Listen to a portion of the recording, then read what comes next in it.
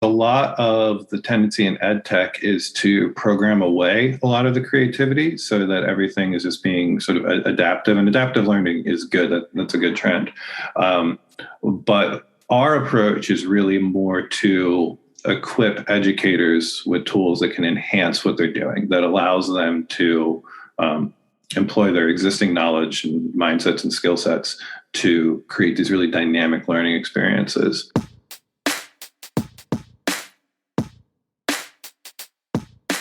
Yeah, so Canopy Ed, the learning platform, makes it easy for educators to create effective learning experiences. Our own internal data is showing that with 2 months worth of tutoring, if students receive 16 to 18 sessions over 2 months, they're growing 5 to 6 months worth of growth, right? So we're seeing, close to a triple, acceleration of growth. And that's assuming they had been growing at a grade level benchmark previously, which if they're in the tutoring program, they were probably, getting less than 2 months of growth every 2 months. We have seen that tutoring is incredibly effective, and that's the most important thing. It's the most effective intervention that can be provided for students, especially those who are falling behind in some specific area. That is one data point that has informed a vision of one approach to education, a vision that is more compliance driven. That's here's what to do, here's how to do it, and now you execute within these very prescriptive lines. That has never been my approach. It's not what I wanted to do as a learner, as a student, and it's not been my approach as an educator either. My approach to education has always been around creating structures and frameworks that support a level of creativity and improvisation sometimes.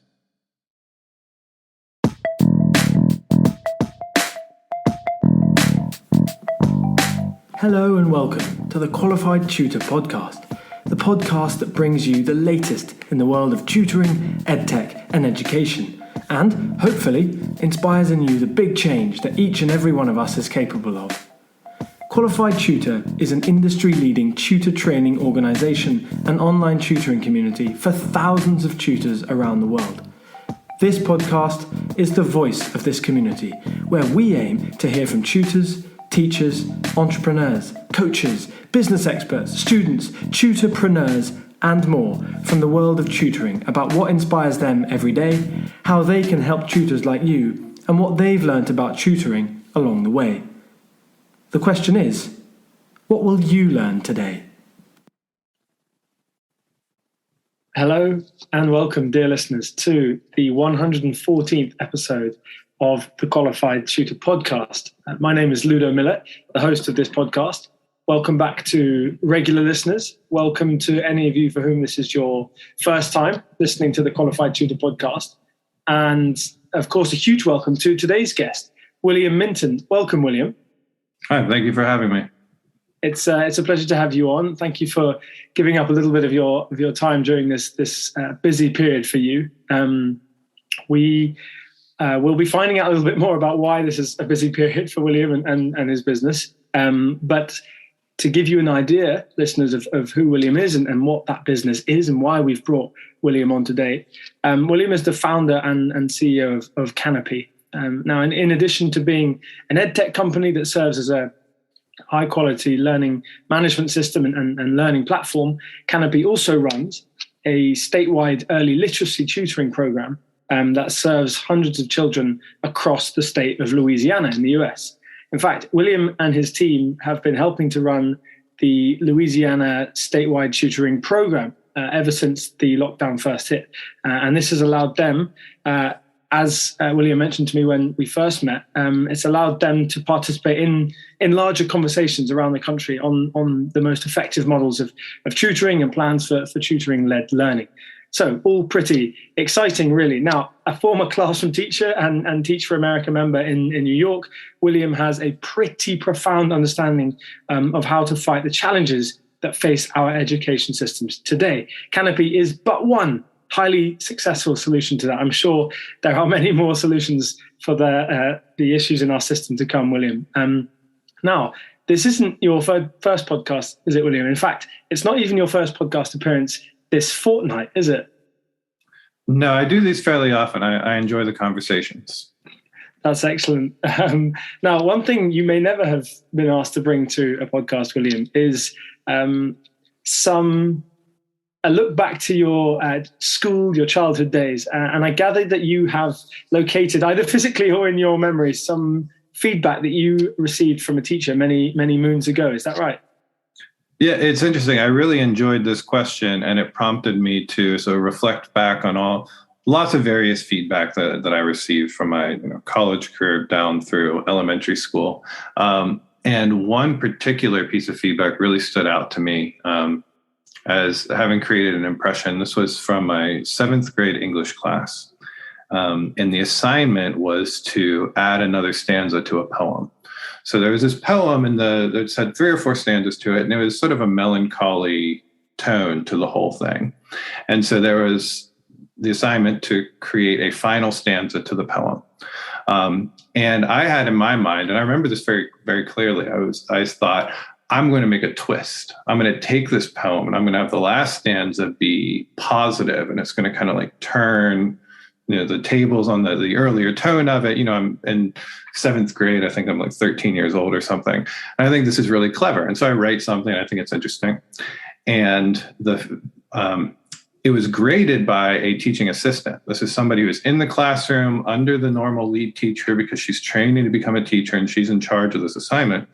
And she just wrote back, like, did not follow directions, and gave me, I don't know if it was a 0, but it was something close to a 0, because the assignment was about tone, and it was about like being able to match the tone from the earlier part. She's like, this doesn't match with the rest of the poem. And I went to her afterwards to like advocate for my grade. I was like, well, that's the point. Like, I know what you're saying. I was trying to do something more interesting with it. And she just wasn't buying it. And this was this like message to me that like my schoolwork needed to be like less interesting than it could be to like fit into this box. And it really aggravated me at the time. And I don't know how the lead teacher felt about it, but she kind of stayed back and let the assistant, have this experience. But that really did stick with me. And it was a sort of a message about what sort of formal education, what it tries to do to creativity, so for the sake of following directions.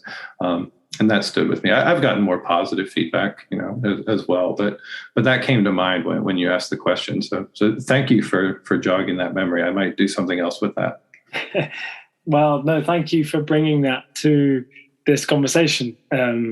I think that is, we can't place all the blame probably on that assistant teacher. She was probably following her own assignment. But I think, do you think then that experience has informed the way you've approached your workings on education?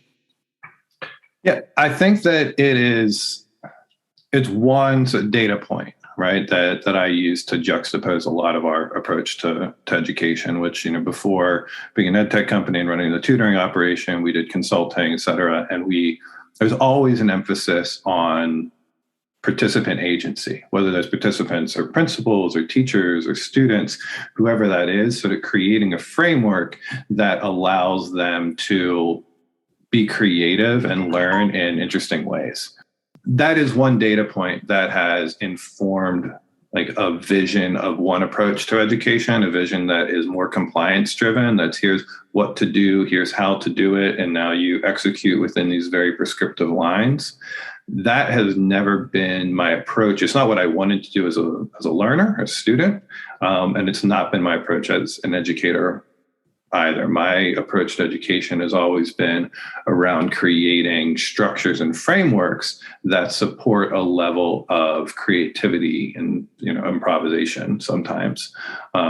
Now, the structure part of that is really important. You need to provide good materials and good sequence and good structure and good questions, but you also need to allow room for authentic creativity and expression and student growth in a way that's more authentic and human, really, as opposed to just being sort of like prescribed step by step. And that might be one of my earlier memories of being forced into conforming when I knew that what I was doing is more interesting intellectually and was better for my growth as a writer and as a thinker.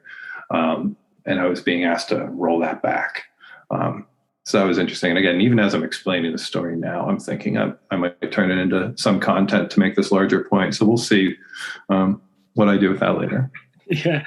So there's clearly a route here that's kind of developing. There's how you experienced education when you were younger, and that's tending to inform the way that you're approaching education as a professional. And those two are slightly contrasted to each other. How now is Canopy Ed then, your business, helping schools and educators see that approach that you have learned and that you have lived? Yeah, so Canopy Ed, the learning platform, makes it easy for educators to create effective learning experiences. What I mean by that is it's easy to do activities that are high leverage for deep and durable understanding. So that might be the way that audio and video is incorporated, the way you can do PDF annotation directly with that, the way you can incorporate discussion threads, and you can do all of this in a really simple and seamless way so that the learner going through is watching a video, and then they are annotating a PDF with some key ideas, and then they engage in discussion with peers around ideas that stood out from that, and then they do an audio response question where they verbalize their key takeaways. And by engaging in these sort of multiple ways to engage with the content, as well as multiple ways to demonstrate the understanding, that's creating more deep and durable learning experiences for the learner. And then on the teacher side, having access to this sort of palette of different media types, it allows them to be creative in how they're developing those learning experiences, and to also see it as this back and forth between content and demonstration of learning and engagement, as opposed to just communicating content, which is what most learning platforms are built for. They're built to communicate from the teacher to the learner with less concern for how the learner is engaging and demonstrating understanding, right? That ends up getting limited to like a little quiz at the end.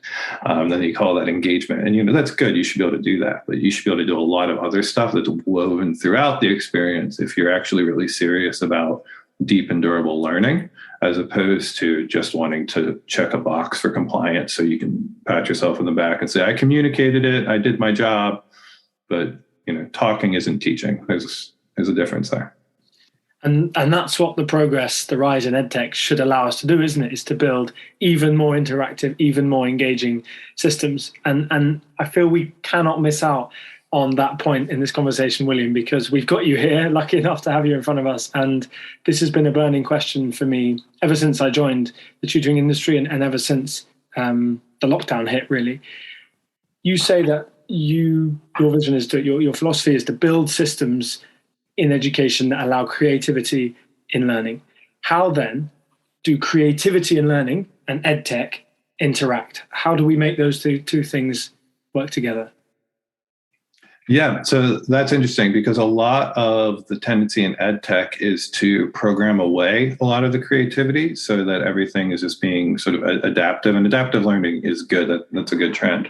But our approach is really more to equip educators with tools that can enhance what they're doing, that allows them to employ their existing knowledge and mindsets and skill sets to create these really dynamic learning experiences. Or we provide sort of a framework skeleton of what that could look like, and then they're able to customize it, right? So we might have a course or a tutoring curriculum, for example, that is pretty solid, but we don't say that it's fully fleshed out and that this is the only way to do it, right? It's the framework, and then you can customize it for local context by adding in sort of other pieces, editing what we have there, and that ability to edit the pre-made materials is also somewhat unique to our learning platform. And this is mostly on the EdTech side of what we do, and then we use the EdTech to facilitate the tutoring program. So just explain briefly to our listeners then, how do the two parts of the business work together then, the tutoring and the platform? The platform can be used by any education organization to create any type of learning experience. And the applications are very broad, right? Some people use it for working with kindergartners, people use it for adult professional development, people use it for coaching, et cetera. Anywhere where there's teaching and learning, the platform is a good fit. We then have a separate contract with the Department of Education to provide tutoring services around the state. And so that's one application of the platform. And it's the largest application, the largest single application of the platform right now is to run this statewide tutoring program. And so we have this fully scripted phonics curriculum and placement screeners that place students into particular places. And then locally, they can customize it with like the audio response question so that students are able to do a read aloud and then play it back to themselves and submit that. And the tutor can listen to it before the session. So they're going in already with an idea of progress that the student's made. And the student can continue to engage with it between the sessions where they're practicing doing these audio read alouds. And so it's really effective for the tutoring specific case.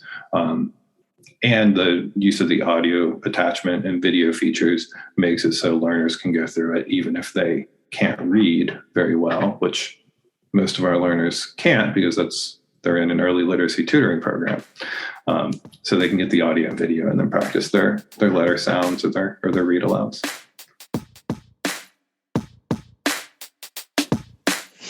Okay, let's go.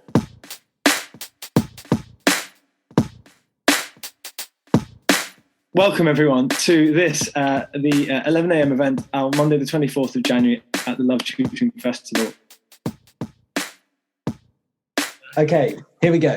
So the first prize that we are going to give away today is number 9. Number 9 is, I need an extra monitor. That's what I need. So welcome to the 2 p.m. keynote at the Love Tutoring Festival, day 2, Tuesday the 25th of January. It's 2 p.m. UK time, where many of us here are based. Our speaker today is Michael Bungay-Stanier, who is as you can see here, Wall Street Journal best-selling author on coaching. Maybe I hand it back to Ludo as a kind of what needs to be said to wrap us up here. Well, Michael, you've made my job very simple. There doesn't really need to be much more said. That was world class.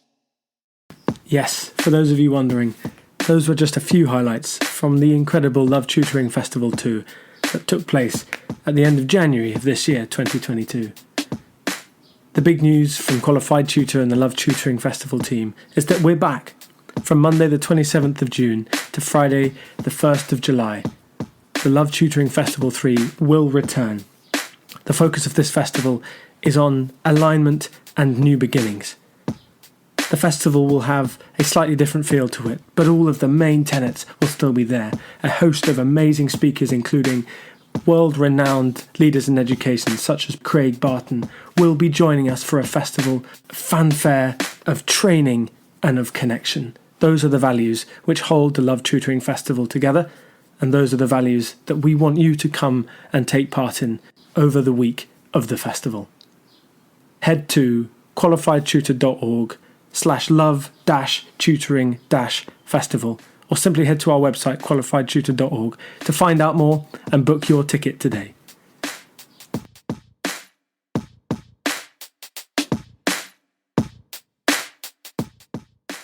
Now, William, it's on that point. It's almost the summer 2022.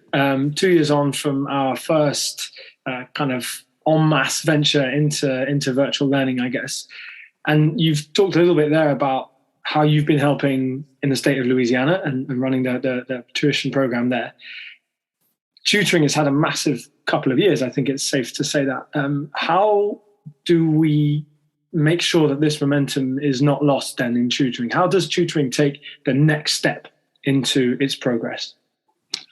Well, that's a very important question, and it's a question that a lot of smart people are grappling with right now, and there are increasing resources flowing into coming up with answers to that question. So as you mentioned at the beginning, I've been able to participate in some of these, regional, national conversations about what works, what doesn't work, how can we do this at scale. We have seen that tutoring is incredibly effective. And that's the most important thing. It's the most effective intervention that can be provided for students, especially those who are falling behind in some specific area. Our own internal data is showing that with 2 months worth of tutoring, if students receive 16 to 18 sessions over 2 months, they're growing 5 to 6 months worth of growth, right? So we're seeing, close to a triple, acceleration of growth. And that's assuming they had been growing at a grade level benchmark previously, which if they're in the tutoring program, they were probably, getting less than 2 months of growth every 2 months. And we're getting that up to 6, because it turns out when you get students in small groups, and we go from 1-to-1 up to groups of 3, and you use a placement screener to figure out their instructional level as opposed to their grade level, so that the level of instruction that they're at, and then you work with them in a real methodical way. In a phonics-based model, it's really effective at closing gaps. Right? It's incredibly effective at closing gaps, because a second grader who's doing, kindergarten level work will learn it much more quickly than a kindergartner at that same level. So you can catch students up if you take the time to do it really deliberately. But a second grader that's just getting the second grade stuff and nobody's taking the time to step back and do phonics with them, then they'll have a lot more trouble ever filling those gaps. And so being able to intentionally figure out where they are and then methodically move them through, it is very effective. Our data shows it. It lines up with some of the new national data coming out around how powerful tutoring is. And now how powerful it is getting people's attention. And so there is this effort to figure out, how do we do this once our, COVID stimulus money runs out? Because the other shoe dropping here is the fact that it's expensive, right? So you're paying, adult professionals, a decent rate to work, in these hour, 45-minute to 90-minute blocks. And it is very expensive for public systems to make this work. So how do we do that? How do we find efficiencies there while we can still make sure we're paying people a wage that will, attract qualified tutors that can do this effectively? Because not anyone can tutor, as I'm sure your audience knows, or at least not do it well. So how do we find efficiencies here? How can we use technology to find economies of scale here? How can we find new avenues of funding to make this sustainable? How do we, shift resources from other places? These are all questions that large school systems are having as they're trying to prioritize this. And it's not clear how it's going to pan out, right? So they'll come up with solutions. I think some places will probably find a way to make this sustainable, and other places will not be up to figuring out that challenge. But it's been really interesting to be in these high-level conversations where people are noting, okay, this works really well. It might be the best solution to these problems that existed long before the pandemic as well. We've had these funds to pilot a bunch of different things, and now let's figure out what's working and try and do more of that. And let's reorganize the rest of the system so that it can support these high impact interventions. Absolutely. That's a pretty complete run through of the current state of play in tutoring. I think, William, it's clear that you're at the very forefront of that. And two particular points that are of note there is the cost and the economies of scale, is the scalability of it. Now, I want to ask you, William, how do we make online tutoring a scalable, affordable option? Well, you need to make it easy for tutors. So that means providing, quality materials. And again, they should be able to customize, et cetera. They should have a baseline so that they're not needing to create, extra materials beyond that. And then we need to make it easier for schools and families. And then as far as when and where the delivery is happening, this is a lesson that we've learned. So if you are talking about a more affluent population that has sort of more stability in like daily schedule, you might be able to be successful with after school, once a student's home, logging in from their home, their kitchen table, there's less noise, et cetera. You might be able to be successful with that type of a model. When we rolled our tutoring program out earlier in the pandemic, we were predominantly focused on lower income communities. Louisiana is one of the lower income states in the U.S., and the population we're working with is predominantly fits that profile more. And we learned that when you're working with families in these high stress communities, there's just a lot more turbulence in their daily schedules and their ability to get their kid on Zoom every Tuesday and Thursday at 5:30. And so we ran into a lot of rescheduling issues or no-show issues, and that becomes a morale issue for tutors as well. If the tutors are there and prepared and the families are texting 5 minutes before to say that they want to reschedule. And so I'm bringing that up to emphasize the fact that we need to be conscious of when and where the tutoring is happening. And so we found that we have a lot more success when we're able to work off the structure of the school day. And this means have tutoring happening sometimes before school. Sometimes you can have virtual tutoring happening during the school day, where if you're at a school that has one-to-one devices, which most schools do now that we're past the pandemic.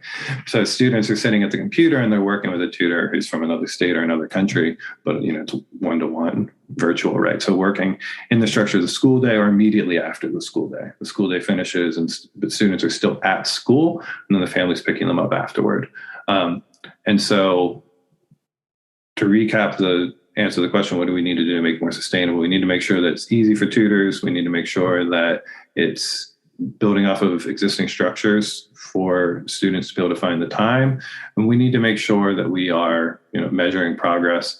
We need to make sure that we are doing it at students' instructional level, meaning that it's being tailored to what the student actually needs. We're not just going through a generic, 7th grade math curriculum with them. We're finding you have issues with positive and negative integers and fractions are giving you problems. So we're going to work on specifically the things that you need help on. It's best when there's communication with teachers. It's best when it's aligned with the curriculum that the student is using in school as well. And just quickly, how have you found that? Have you found that the schools in the state of Louisiana have been receptive to this? Yes, and we're trying to be more so. And then beyond Louisiana too, I mean, we are in these conversations in other states like Texas and Maryland and elsewhere around the country. Schools right now are adapting to this new priority being placed on tutoring. They like it, but it's still new, especially when you're talking about a large school system that has sort of a lot of bureaucratic inertia. So moving both to keep things still and to keep things moving the way that they're moving. It can be difficult to reorient. So we're still in kind of the growing pains of shifting these systems around. But it's been interesting. And there's been legislation as well passed recently in several states that require access to tutoring for families if their children are behind. So Texas passed this recently, where students are behind, their school systems are required to offer this type of tutoring. And so once the legislation's there, they need to find the money to fund it. And you're starting to see more and more of these types of programs being forced by legislators, and hopefully they will continue to provide the additional resources to support that as well. Yeah. So, just kind of drawing to a bit of a close here, but I think this final question will help to contextualize that. Do you see then a future of mainstream tutoring without that government capital? For affluent families, definitely, right? I think that existed before. It will continue to exist afterwards. I've taught at all types of schools. I've taught in some of the lowest income, lowest performing schools in the country, and I've taught at some schools where student body is very affluent. And in that more affluent school, I was surprised at how many of my students were getting tutoring like all the time.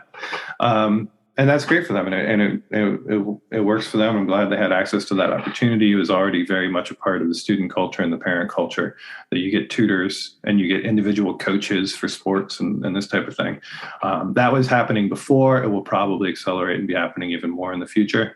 When we're talking about schools where the need for tutoring is greater, there it does cost money. So where will the money come from, right? So if families don't have the resources to fund it, then you're going to be looking at government in some shape or form, whether that's the local school systems prioritizing it and figuring out a way to fund it, or that money coming from the state or national level.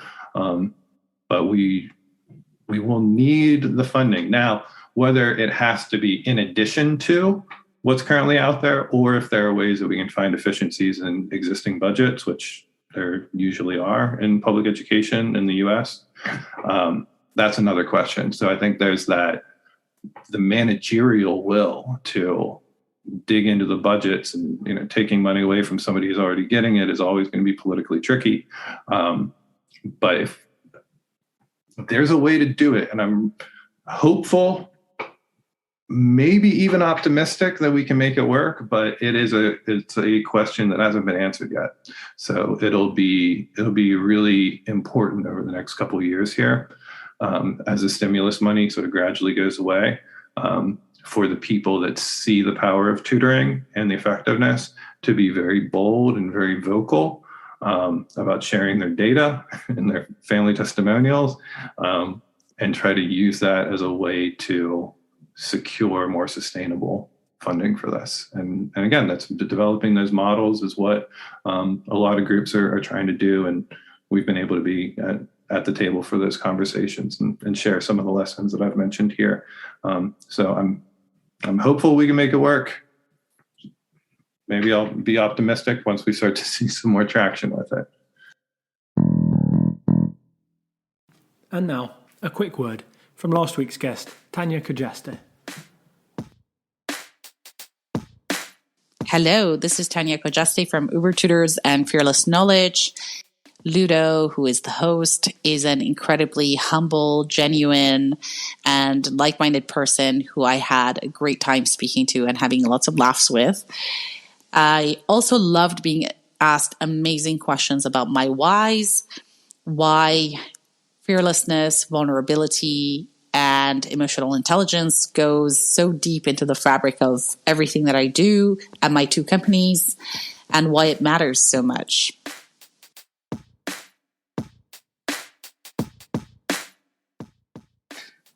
I think you are allowed to be optimistic, William. I think that's a powerful message that you've just ended that with. And perhaps as well, you've actually answered my final question, which is, William, what's next for you? What's next for you on a personal or professional kind of level? But grow everything that we've been talking about. Right? So we're growing our tutoring program. We're looking to try and secure funding to develop some artificial intelligence software that can assist with tutoring as well, which is part of that scalability part. And then also growing access to our EdTech platform and getting more institutional users using Canopy for teaching and learning in their organizations. And if folks want to get in touch with either part of what your business does, William, where are the best places to go for that? If folks are interested in the teaching and learning platform, can check us out at canopyeducation.com. And for information about the tutoring program and other consulting services that we continue to offer, you can check out canopyed.org. Wonderful. Both of those links will be in the show notes below, as will the link to William's LinkedIn profile. I'm sure if you connect with William, he'd be very happy to chat with you and to take that conversation further.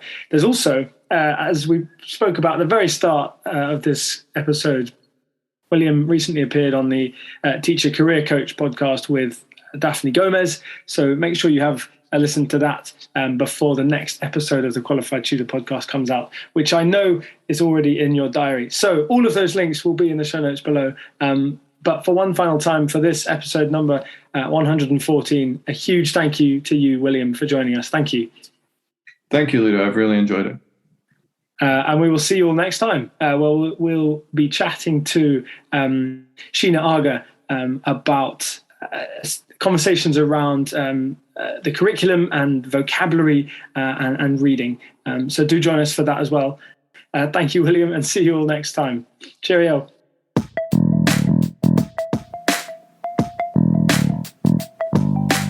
Thank you for listening to this episode of the Qualified Tutor podcast. Whether you're a regular listener of this podcast or you've just stumbled across it, join the Qualified Tutor podcast group within the Qualified Tutor community to stay up to date with our latest news, offers, workshops, and of course, simply to meet other tutors like you. Whatever your level as a tutor, our training courses will be the next step in your professional development. Visit qualifiedtutor.org/training to find out more about our CPD accredited and Ofqual recognised courses, the first of their kind in the tutoring industry. Your student deserves the best tutor possible. Make that happen today by joining Qualified Tutor.